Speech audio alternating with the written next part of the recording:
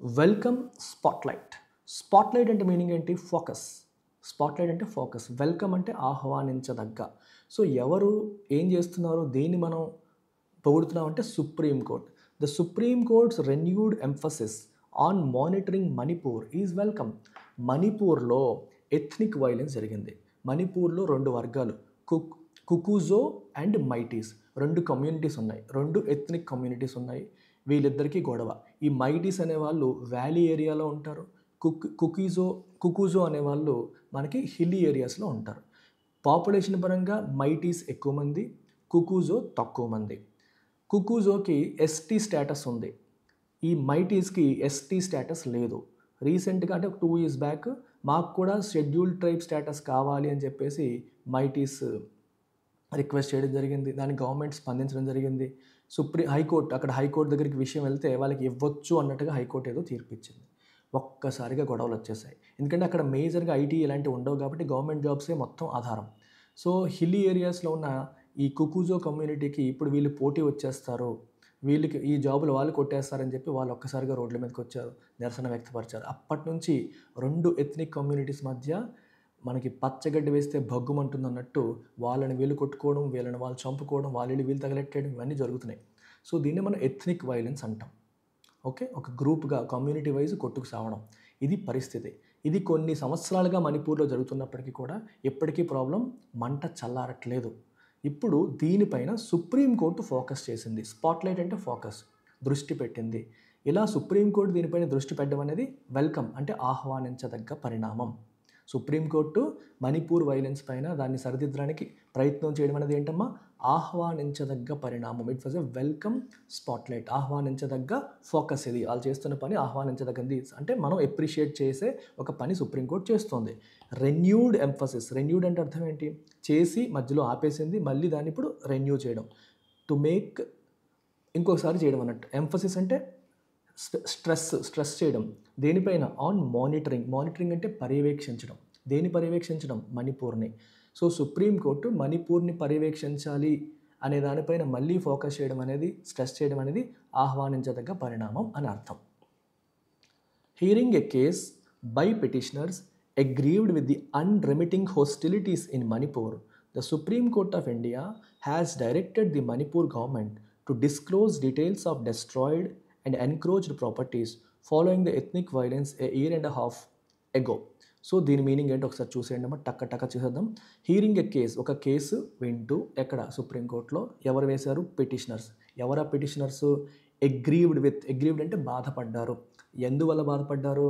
With the అన్రెమిటింగ్ హోస్టిలిటీస్. హోస్టిలిటీస్ అంటే యుద్ధాలు అన్నట్టు, వార్ అన్నట్టు, అన్ఫ్రెండ్లీ యాక్షన్స్ అన్నట్టు. హోస్టైల్ అంటే అన్ఫ్రెండ్లీ, హోస్టైల్ అంటే అన్ఫ్రెండ్లీ, హోస్టిలిటీ అంటే అన్ఫ్రెండ్లీ యాక్షన్స్, అంటే మనల్ని కొట్టేవి, తిట్టేవి, చంపేవి, పొడిచేవి, యుద్ధం చేసేవి, ఇవన్నీ కూడా. అన్రెమిటింగ్ అంటే ఇన్సెసెంట్, గ్యాప్ లేకుండా. రిలెంట్లెస్ అంటే గ్యాప్ లేకుండా వరుసగా హోస్టైల్ యాక్షన్స్ జరుగుతూ ఉన్నాయి. సో దీనివల్ల బాధపడ్డ వాళ్ళు, దెబ్బతిన్న వాళ్ళు, అగ్రీవ్డ్ పార్టీస్ అంటాం, సఫర్ అయిన వాళ్ళు కేసు వేశారు.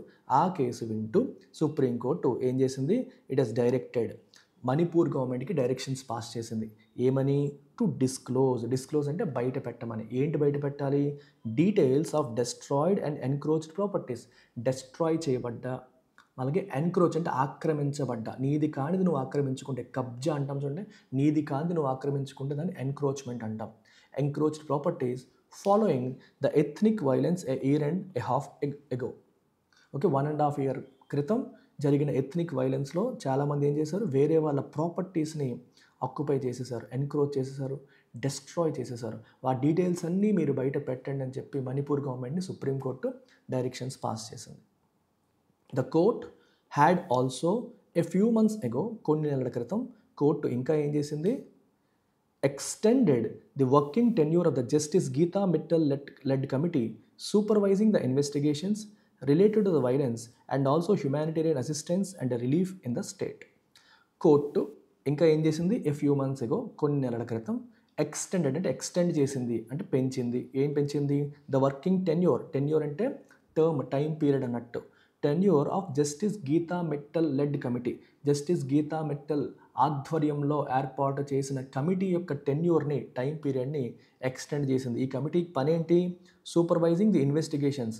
అక్కడ మణిపూర్లో జరిగిన ఇన్వెస్టిగేషన్స్ ఏవైతే ఉన్నాయో, వైలెన్స్ ఏదైతే ఉందో ఆ వైలెన్స్కి సంబంధించిన ఇన్వెస్టిగేషన్స్ ఏవైతే జరుగుతున్నాయో వాటిని సూపర్వైజ్ చేయడం, మానిటర్ చేయడం, and also humanitarian assistance and relief. ఆ రాష్ట్రంలో హ్యుమానిటేరియన్ అసిస్టెన్స్ జరుగుతుంది. అసిస్టెన్స్ అంటే సహాయం, రిలీఫ్ అంటే ఉపశమనం, అంటే దెబ్బలు తిన్నవాళ్ళు, ప్రాబ్లమ్స్లో ఉన్నవాళ్ళు, కష్టాల్లో ఉన్నవాళ్ళు, వాళ్ళని సార్ట్అవుట్ చేయడానికి, వాళ్ళకి హెల్ప్ చేయడానికి ఏమైనా రిలీఫ్, అసిస్టెన్స్ జరుగుతుందా లేదా వాటన్నిటిని మానిటర్ చేయడం అనేది ఈ కమిటీ యొక్క ఆబ్జెక్టివ్. ఈ కమిటీ యొక్క టెన్యూర్ని ఎక్స్టెండ్ చేసింది. Ideally, in an ideal scenario, అంటే ఎటువంటి ఐడియల్ సినారియో అంటే తెలుసు కదా, the best case scenario, these steps should not have been under the aegis of the court. ఇవన్నీ కోర్టు యొక్క గైడెన్స్లో జరగాల్సినవి కాదు, కోర్టు యొక్క పరిధిలో జరగాల్సినవి కాదు. మరి instead under the remit of the executive governments. మరి ఎవరి పరిధిలో జరగాలి? ఎగ్జిక్యూటివ్ గవర్నమెంట్ పరిధిలో జరగాలి. మీకు 3 organs of the government: legislature, executive, judiciary. So ఇది లెజిస్లేచర్ అనేది చట్టాలు చేయడం, చట్టసభలు, పార్లమెంటు, అసెంబ్లీ. ఎగ్జిక్యూటివ్ అనేది మనం మాట్లాడుకునే గవర్నమెంట్. జ్యుడిషియరీ సుప్రీంకోర్టులు, హైకోర్టులు, ఇవన్నీ. ఇది యాక్చువల్గా ఎగ్జిక్యూటివ్ యొక్క పని, వాళ్ళ పరిధిలోకి వస్తుంది. It comes under their remit. అంటే this is their official task. Remit అంటే మీనింగ్ ఏంటి? అఫీషియల్ ఏరియా ఆఫ్ యాక్టివిటీ, వాళ్ళ ఒరిజినల్ అఫీషియల్ టాస్క్ కిందకి వస్తుంది. ఇది సుప్రీంకోర్టు కింద వచ్చేది కాదు ideally. In this case the state and the union home ministry. ఈ పర్టికులర్ కేసులో గవర్నమెంట్స్ అంటే ఏంటి? స్టేట్ మరియు యూనియన్ హోమ్ మినిస్ట్రీ అని. సో యూనియన్ హోమ్ మినిస్ట్రీ మరియు స్టేట్ చేయాల్సిన పనులు ఇవి, కానీ సుప్రీంకోర్టు చేస్తుంది. కానీ the violent imagery of sexual violence. ఇక్కడ ఏమవుతుందంటే, దరిద్రం ఏంటంటే మన దేశంలో ఏ గొడవైనా, యుద్ధమైనా, ఏవైనా సరే పరిస్థితి అంతా చేదాటిపోయే టైంలో ఈ ఆడవాళ్ళని రేప్ చేస్తారు. నువ్వు యుద్ధం చేయాలంటే యుద్ధం చేయి, మర్డర్ చేయాలంటే మర్డర్ చేయి, చంపు, పర్లేదు. ఈ చంపుతున్నాను అనే క్రమంలో రేపులు చేయడం మొదలెడతారు. అంటే ఏం చేసినా చెల్లిపోతుంది ఈ టైంలో అన్నట్టు చేస్తూ ఉంటారు. సో సెక్షువల్ వైలెన్స్ కూడా విపరీతంగా జరిగిపోయింది. కానీ వైలెంట్ అంటే హింసాత్మకమైన, ఈ సెక్షువల్ వైలెన్స్ కూడా విపరీతంగా జరుగుతుందన్న విషయం కూడా, దాని ఇమేజెస్ కూడా బయటకు వచ్చాయి. అంటే వాటికి సంబంధించిన ఈ దృశ్యాలు కూడా బయటికి రావడం, వాటి గురించి కూడా సుప్రీంకోర్టుకి అవగాహన రావడం. ద వాంటన్ డిస్ట్రక్షన్ ఆఫ్ ప్రాపర్టీస్ని ఇష్టం వచ్చినట్టు, వాంటన్ అంటే డెలిబరేట్గా ఇష్టం వచ్చినట్టు, నచ్చినట్టు డెస్ట్రాయ్ చేసుకుంటూ వెళ్ళిపోయారు. అది including places of worship and the continuing hostility between the states' 2 ethnic groups. అర్థమైందా? ప్లేసెస్ ఆఫ్ వర్షిప్ అంటే అర్థం ఏంటమ్మా? ప్లేసెస్ ఆఫ్ వర్షిప్ అంటే గుళ్ళు, గోపురాలు, చర్చులు, ఇలాంటి వాటిని కూడా డిస్ట్రాయ్ చేస్తారు. And continuing hostility between the states 2 ethnic groups. 2 ethnic groups మధ్య కంటిన్యూయింగ్ హోస్టిలిటీ అంటే ఏంటి? హోస్టిలిటీ అంటే ఈ శత్రుత్వ భావం, అది ఇంకా కంటిన్యూ అవ్వడం. had forced the court's hand into foraying into a supervisory role through the Justice Mittal Committee. అర్థమైంది ఇక్కడ? అంటే ఇక్కడ సెక్షువల్ వైలెన్స్ ఎక్కువగా జరగడం, అలాగే ప్రాపర్టీస్ని ఇష్టం వచ్చిన డెస్ట్రాయ్ చేయడం, ప్లేసెస్ ఆఫ్ వర్షిప్ని కూడా డెస్ట్రాయ్ చేయడం. ఓకే, అలాగే ఇవన్నీ జరగడం, కంటిన్యూయింగ్ హోస్టిలిటీ, 2 ethnic గ్రూప్స్ మధ్య ఈ అన్ఫ్రెండ్లీ అట్మాస్ఫియర్ అనేది కంటిన్యూ అవుతూ ఉండడం ఏదైతే ఉందో, ఇదంతా ఏం చేసింది? హ్యాడ్ ఫోర్స్డ్ ద కోర్ట్స్ హ్యాండ్ని ఫోర్స్ చేసింది. అంటే ఏంటి? కోర్టు ఈ విషయంలో తలదూర్చేలా చేసింది. లేకపోతే కోర్టు ఈ విషయంలో తలదూర్చేది కాదు, అది గవర్నమెంట్ చూసుకునే వ్యవహారం, నాకెందుకని ఉండేది. కానీ కోర్టు తలదూర్చే పరిస్థితి వచ్చింది. ఫోరే అంటే ఎంటర్, అంటే నీకు సంబంధం లేని దాంట్లో నువ్వు ఎంటర్ అవుతున్నావు, లేదా కొత్త దాంట్లోకి ఎంటర్ అవుతున్నావు. ఓకే, ఇప్పుడు నేను ఒక బిజినెస్ చేస్తున్నాను, సడన్గా if I start getting into another business, that means I'm foraying into that business అంటాం. సో సుప్రీంకోర్టు ఈ స్పేస్లోకి, ఎగ్జిక్యూటివ్ స్పేస్లోకి ఎంటర్ అయ్యే పరిస్థితి వచ్చింది. Into a supervisory role through the justice Mittal కమిటీని వేసి ఒక సూపర్వైజరీ రోల్ టేకప్ చేసే సిచ్యువేషన్ వచ్చింది. ఎందువల్ల? Because of that violence and all that nonsense. It has also become an imperative for the higher judiciary first because of the remarkable reticence of the union government in answering questions from civil society and the political opposition related to the situation in the state. And second, due to the lack of accountability by the misfiring state government that has been ineffective in bridging the ethnic gap. చూడండి, it is also become an imperative. Imperative అంటే ఏంటి? ఇందాకే చెప్పాను. ఇంపెరేటివ్ అంటే very important, crucial అని అర్థం. ఇక్కడ ఇంపెరేటివ్ అనేది నౌన్గా వాడారు. అంటే ఒక ఇంపార్టెంట్ ఆస్పెక్ట్, ఒక crucial thing, something of vital importance అని అర్థం. Okay, it has also become imperative for the higher judiciary. ఎందుకు దీన్ని చాలా ఇంపార్టెంట్గా సుప్రీంకోర్టు తీసుకుంది అంటే 2 కారణాలు. మొదటి కారణం, first, because of the remarkable reticence. Reticence అంటే అర్థం ఏంటి? ఇక్కడ నోరెప్పకపోవడం అంటే ఏం, రిలక్టెన్స్ అనే కాంటెక్స్లో నెగిటివ్ టోన్లో వచ్చింది ఇక్కడ. యూనియన్ గవర్నమెంట్ సివిల్ సొసైటీ నుంచి, పొలిటికల్ అపోజిషన్ నుంచి మణిపూర్లో ఏం జరుగుతుంది అని రకరకాల ప్రశ్నలు అడుగుతుంటే చూసారా, related to situation in Manipur, దాని గురించి ఎవరు ప్రశ్నలు అడుగుతున్నా గవర్నమెంట్ సమాధానం చెప్తుందా? చెప్పట్లేదు, సైలెంట్గా ఉంటుంది. It is not showing willingness, it is not showing enthusiasm in answering questions.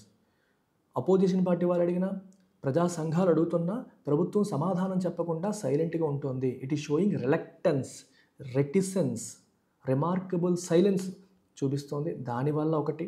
2, and second, due to the lack of accountability by the misfiring state government that has been ineffective in bridging the ethnic gap. అక్కడ 2 ethnic groups మధ్య gap వచ్చేసింది. ఆ గ్యాప్ని పోడ్చడంలో, అంటే వాళ్ళిద్దరినీ కలపడంలో, bridging అంటే అర్థం ఏంటి? Bridge ఏం చేస్తుంది? 2 వైపులా కలుపుతుంది కదా, మధ్యలో నది వెళ్తుంది, అటో రోడ్డు, అటొక ఊరు, ఇటొక ఊరు, రెండింటిని కలిపేది bridge. Bridge is something that connects. So bridge అనేదాన్ని వర్బ్గా కూడా వాడచ్చు, కనెక్ట్ చేస్తుందని. ఇద్దరి మధ్య వచ్చిన గ్యాప్ని కనెక్ట్ చేసే విషయంలో స్టేట్ గవర్నమెంట్ ఫెయిల్ అయిందా, సక్సెస్ అయిందా? మిస్ఫైర్ అయింది, ఇన్ఎఫెక్టివ్, ఫెయిల్ అయ్యింది. అలా ఫెయిల్ అయిన స్టేట్ గవర్నమెంట్ బాధ్యత వహించిందా? అకౌంటబిలిటీ అంటే అర్థం ఏంటి? మనం చేసిన దానికి లేదా మనం చెయ్యని దానికి మనం బాధ్యత వహించడం. చేయని దానికంటే అర్థం ఏంటి? ఇక్కడ ప్రాబ్లం సాల్వ్ చేయాలి కానీ నువ్వు చేయలేకపోయావు, దానికి నువ్వు బాధ్యత వహించాలి. మరి గవర్నమెంట్ బాధ్యత వహించిందా? There is lack of accountability, బాధ్యత వహించలేదు. ఈ కారణాల వల్ల సుప్రీంకోర్టు దీన్ని ఇంపార్టెంట్గా తీసుకొని ఎంటర్ అవ్వాల్సిన పరిస్థితి వచ్చింది. Even political representatives from the same parties have been split on ethnic lines, and there seems little convergence in the political demands being made by the opposite camps. Political representatives from the same parties అంటే ఒకే పార్టీలో ఉన్న political representatives కూడా ఒక మాట మీద లేరు. ఇప్పుడు ఒక పార్టీ ఉంది, ఆ పార్టీలోనే కొందరు మైటీస్కి చెందిన వాళ్ళు అందరూ, కొందరు కుకూజోకి చెందిన వాళ్ళు ఉన్నారు. అంటే వాళ్ళు కూడా వాళ్ళ పార్టీ కన్నా కూడా వాళ్ళ ఎథ్నిక్ కమ్యూనిటీకి ఎక్కువ ఇంపార్టెన్స్ ఇచ్చారు. వాళ్ళు కూడా ఎథ్నిక్ లైన్స్లో స్ప్లిట్ అయిపోయారు. There seems little convergence. Convergence అంటే ఏంటి? ఒక మాట మీదకి రావడం, కన్వర్జ్ అవ్వడం, కలవడం. డైవర్జ్ అంటే విడిపోవడం, ఒక దగ్గర నుంచి విడిపోతుంది. ఒక నది ఒక దగ్గర 2 పాయలుగా డైవర్జ్ అవుతుంది అంటాం, 2 పాయలుగా విడిపోయింది. కన్వర్జ్ అవుతున్నాయి, 2 పాయలు కలిసాయి ఒక దగ్గర అంటాం. సో కన్వర్జెన్స్ అంటే అది. లిటిల్ అంటే ఆల్మోస్ట్ నథింగ్. ఇది చాలా ఇంట్రెస్టింగ్. ఇది లిటిల్ అనే పదం యాజ్ ఇట్ ఈస్గా మీరు చూసినప్పుడు ఆల్మోస్ట్ నథింగ్ అనే మీనింగ్ తీసుకోవాలి. ఏ లిటిల్ అంటే కొంచెం అనే మీనింగ్ తీసుకోవాలి. అలా కాకుండా ద లిటిల్ అన్నాను అనుకోండి, that means you're referring to something. ఆ కొంచెం, నేను మీకు కొంత డబ్బు ఇచ్చాను కదా, ఆ లిటిల్ మనీ, అంటే యూఆర్ రిఫరింగ్ టు సంథింగ్, ఎగ్జాక్ట్గా స్పెసిఫిక్గా ఒకదానికి రిఫర్ చేస్తున్నాం. అలాంటప్పుడు ద లిటిల్ అనేది మనం వాడతాం, గుర్తుపెట్టుకోండి.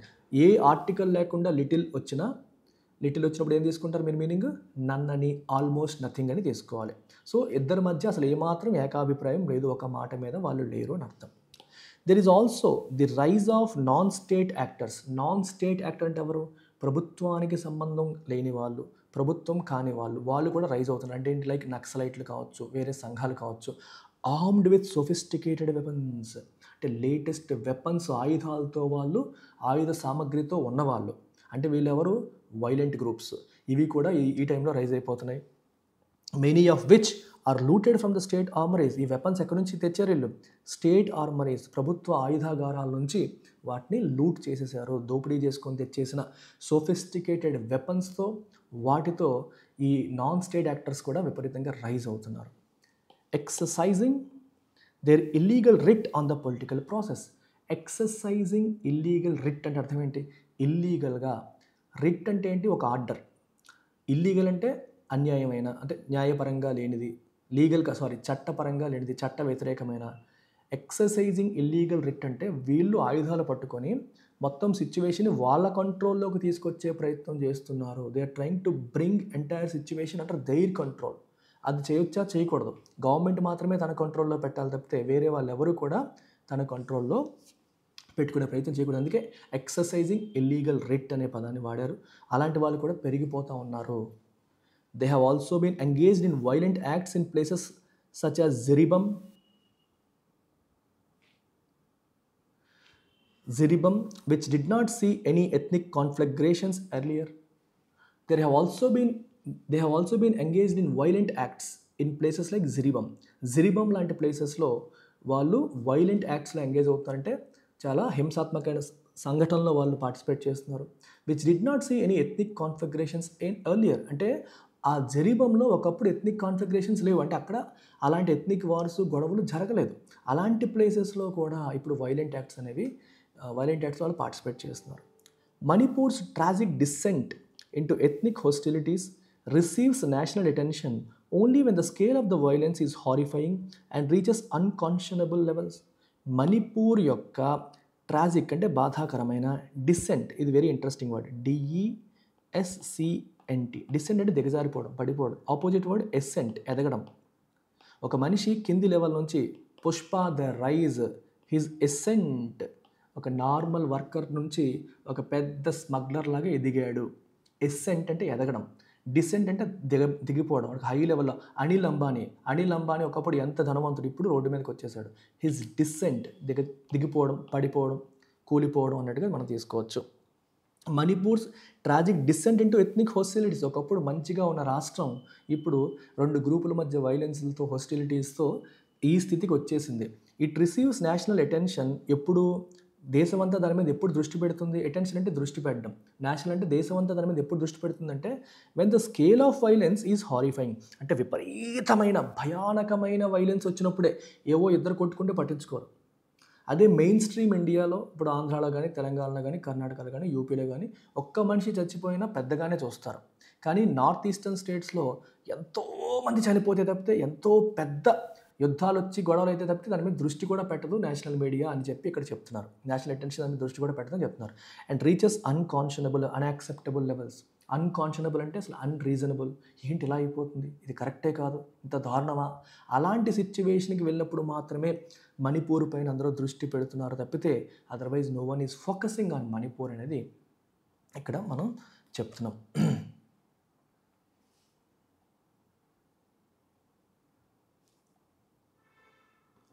ఓకేనా? Despite the government averring that it is taking steps to restore the rule of lawని రెస్టోర్ చేయడానికి నేను స్టెప్స్ తీసుకుంటున్నాను అని గవర్నమెంట్ పదే చెప్తున్నప్పటికీ, గవర్నమెంట్ పదే చెప్తోంది ఏమని? రూల్ ఆఫ్ లాని రెస్టోర్ చేయడం, అంటే చట్ట ప్రకారమే అన్నీ జరిగేలాగా చేయడానికి మా వైపు ప్రయత్నాలు మేము చేస్తున్నాము అని చెప్తున్నప్పటికీ కూడా ఎవరంటే ఏంటి? నొక్కి చెప్పడం. ఎవరంటే గట్టిగా నొక్కి చెప్పడాన్ని మనం ఎవర్ అంటాం. We call it ever.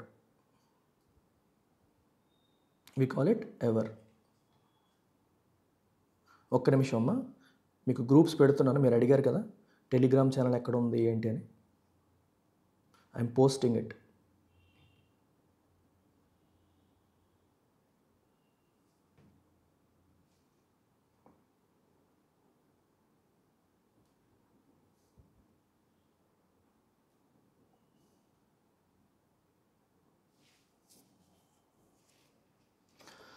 Okay, మీకు సరిగ్గా రాకపోతే మళ్ళీ పెడతానండి. And addressing the political differences. అర్థమవుతుందా? పొలిటికల్ డిఫరెన్సెస్ని అడ్రస్ చేయడానికి గవర్నమెంట్ ఏముంటుంది? రూల్ ఆఫ్ లాని రెస్టోర్ చేయడానికి, పొలిటికల్ డిఫరెన్సెస్ని అడ్రస్ చేయడానికి మేము స్టెప్స్ తీసుకుంటున్నామని ప్రభుత్వం చెప్తున్నప్పటికీ, a return to the status quo ante before May 2023, 2023 కంటే ముందు ఉన్న పరిస్థితిని మళ్ళీ రెస్టోర్ చేయడానికి, 2023 కంటే ముందు, మే 2023 కంటే ముందు ఉన్న పరిస్థితిని, ద స్టేటస్ కో యాంటే ఏంటంటే ప్రీవియస్లీ ఎగ్జిస్టింగ్ సిచ్యువేషన్, ఆ సిచ్యువేషన్కి రావడం అనేది సీమ్స్ ఫార్ అవే, అది ఇప్పుడే జరిగేలా లేదు. The courts renewed attention, so court ఇప్పుడు మళ్ళీ దీనిపైన దృష్టి పెట్టడం అనేది ఈజ్ దేర్ ఫోర్ వెల్కమ్, ఇది ఆహ్వానించదగ్గ పరిణామం. బట్ కానీ shorn of meaningful steps to reverse the spiral of hostilities, spiral of hostility అంటే అర్థం ఏంటి? ఇప్పుడు మైటీ కమ్యూనిటీ వాళ్ళు వీళ్ళెవరు మన కుకుజో పైన ఒక వైలెన్స్ చేయడం, వీళ్ళు వాళ్ళ మీద చేయడం, వాళ్ళు వీళ్ళ మీద చేయడం, వీళ్ళు వాళ్ళ మీద చేయడం, అది అలా పెరిగిపోతూ ఉంది గ్యాప్ లేకుండా.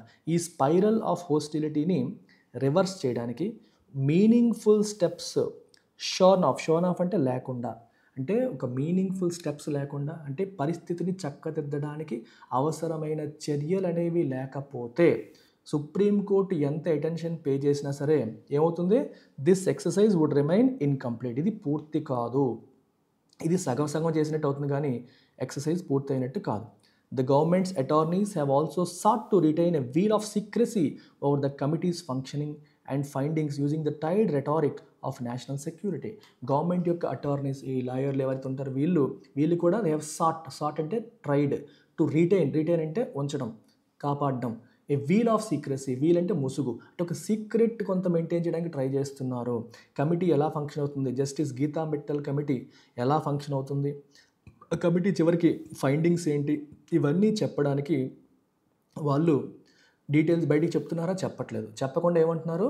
నేషనల్ సెక్యూరిటీ అనే మాట పదే పదే చెబుతూ they are using the veil of secrecy అనే వీల్ అంటే ముసుగు. అలా విషయాన్ని చెప్పకుండా దాచిపెడుతున్నారు. పదే రెటారిక్ అంటే అదే, టైర్డ్ అంటే అదే పనిగా ఒకటే మాట కన్విన్స్ చేయడానికి అంటే నేషనల్ సెక్యూరిటీ. ఎందుకు చెప్పట్లేదంటే నేషనల్ సెక్యూరిటీ. ఎందుకు ఇలా చేస్తున్నట్టు నేషనల్ సెక్యూరిటీ. ప్రతిదానికి అదే రీజన్ చెప్పుకుంటూ వెళ్తున్నారు. The court should not pay heed to this ploy. Government ప్రతిసారి ఇదే ప్లాయ్ అంటే ఇక్కడ ప్లాన్, ప్రతిసారి ఎలాంటి స్కీమ్ వేస్తుంది, దానికి ఈసారి కోర్టు అటెన్షన్ పే చేయకూడదు, వినకూడదు.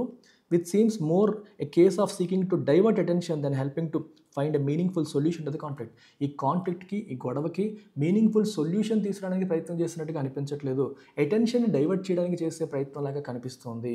ఇలాంటి దానికి కోర్టు అటెన్షన్ పే చేయకూడదు. అక్రాస్ ది వరల్డ్, ప్రపంచవ్యాప్తంగా ఎక్కడ చూసినా సరే కాన్ఫ్లిక్ట్ రెజల్యూషన్, వివాదాల పరిష్కారం అనేది has focused on mechanism such as truth and reconciliation. ఎక్కడైనా వివాదాల పరిష్కారం ఎలా అవుతాయి? నిజం, ట్రూత్ బేసిస్ మీద, ట్రాన్స్పరెన్సీ బేసిస్ మీద.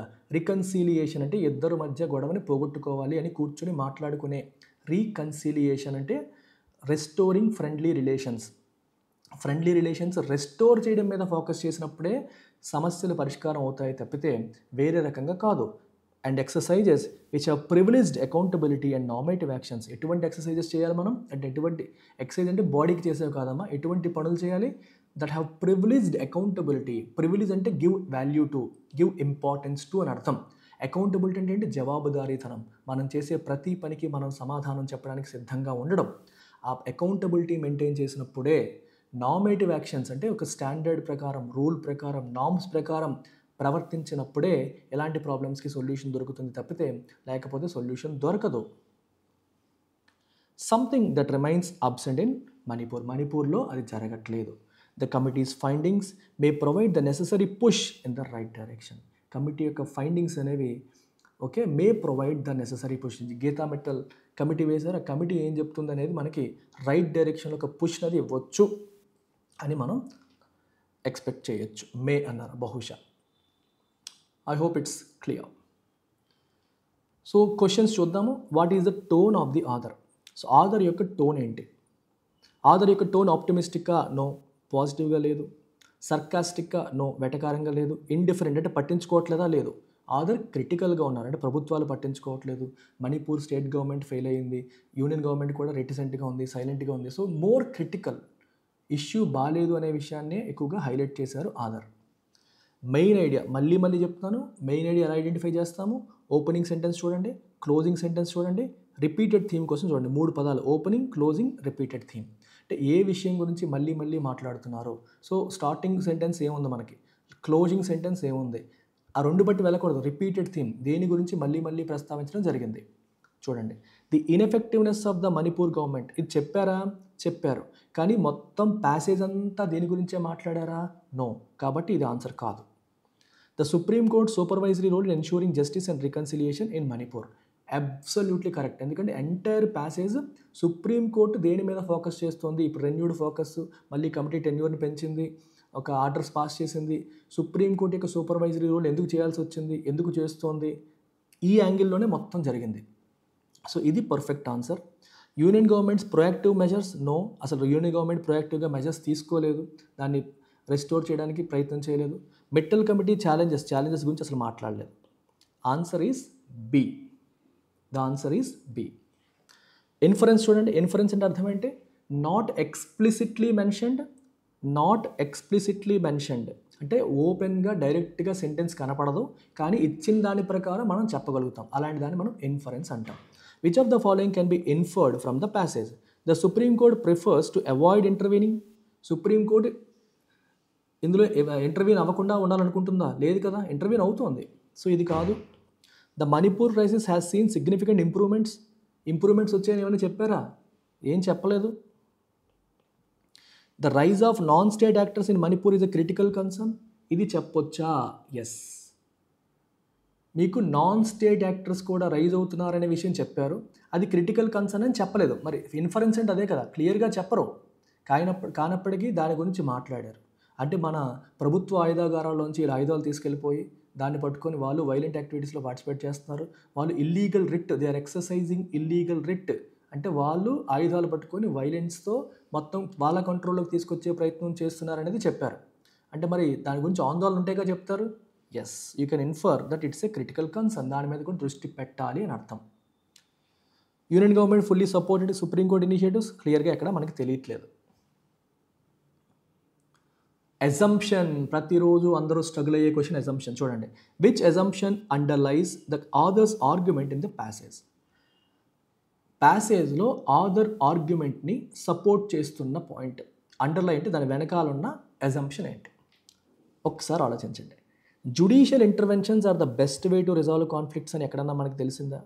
అసలు యాక్చువల్గా మాట్లాడుతున్నప్పుడు ఆయన ఆథర్ ఒక మాట అన్నారు.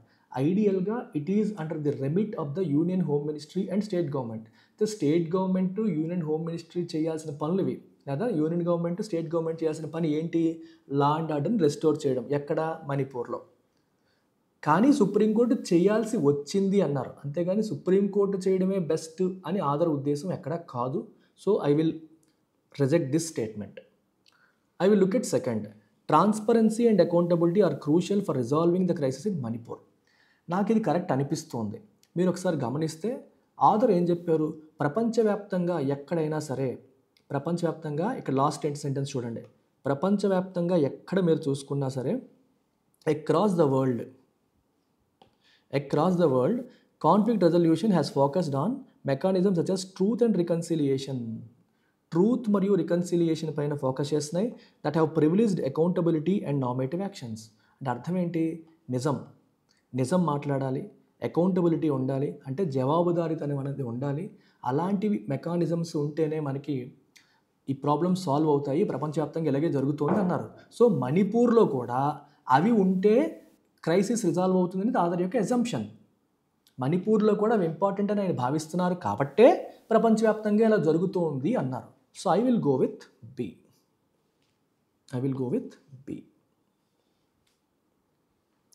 Union government has taken sufficient steps. No. Ethnic hostilities in Manipur cannot be reconciled. అసలు ప్రాబ్లమే సాల్వ్ అవ్వదు అనేది అజంప్షన్ కాదు. ప్రాబ్లమ్ సాల్వ్ అవుతాయి. ఎలా సాల్వ్ అవుతాయి అంటే ట్రూత్, రికన్సిలియేషన్ అనే పదాలు వాడారు. ట్రూత్కి నేను ట్రాన్స్పరెన్సీ అనే పదం తీసుకోవచ్చు. అక్కడే some exercises that have privileged accountability అనే పదం కూడా చెప్పారు. సో అకౌంటబిలిటీ ఎస్టాబ్లిష్ చేయాలంటే ఒక పని చేసినప్పుడు ప్రభుత్వం సరిగ్గా చేస్తుందా, చేయట్లేదా, చేయకపోతే ఎందుకు చేయట్లేదు, వాళ్ళు ఎక్స్ప్లెయిన్ చేయాలి, అకౌంటబిలిటీ తీసుకోవాలి, జవాబుదారీతనం ఉండాలి. అది లేదు, అందుకు ప్రాబ్లం సాల్వ్ అవ్వట్లేదు. Content mentioned in the passage. Which of the following is mentioned in the passage? చూడండి. Specific political demands from both ethnic groups in Manipur. Both ethnic groups ఏం అడిగాయి అని చెప్పి మెన్షన్ చేశారా? చేయలేదు. నేను మీకు అన్నాను పలానా గ్రూప్ రిజర్వేషన్ అడిగిందని, కానీ అందులో ఎక్కడా మెన్షన్ చేయలేదు. The role of non state actors in escalating violence చెప్పారా? ఎస్, నాన్ స్టేట్ యాక్టర్స్ కూడా వైలెన్స్ ఎస్కలేట్ అవ్వడానికి కారణం అవుతున్నాయి అని చెప్పారు. ఇది చెప్పారు. Content mentioned. Exact findings of justice Mittal committee? No. Geeta Mittal committee ఏంటి ఫైండింగ్స్ అనేది చెప్పలేదు. సుప్రీంకోర్టు టైం లైన్ ఏమైనా చెప్పిందా? దాని గురించి కూడా ప్యాసేజ్లో మెన్షన్ చేయలేదు. Content not mentioned in the passage. Which of the following is not mentioned? Content mention చేయలేదు. ఏం మెన్షన్ చేయలేదు? Destruction of property during the ethnic violence, దీని గురించి మెన్షన్ చేశారు. Union government's reluctance to answer civil society's questions చేశారు. Reticence అనే పదం వాడాం అక్కడ. Specific measures to disarm non state actors. Non state actors చేతిలోకి ఆయుధాలు వెళ్ళిపోయి వాళ్ళ చేతిలో ఆయుధాన్ని ఎలా తీసేయాలి, వాళ్ళ నుంచి ఆయుధాలు ఎలా లాగేసుకోవాలి అనే దానికి సంబంధించి స్పెసిఫిక్ మెజర్స్ ఏమైనా చెప్పారో ఆర్టికల్లో? చెప్పలేదు. So your answer is this. Content not mention అడిగారు, మెన్షన్ చేసింది కాదు, మెన్షన్ చెయ్యింది అడిగారు. So answer C. Supreme court's directive to disclose encroach properties just చెప్పారు దాని గురించి. ఎన్క్రోచ్ అంటే ఏంటి?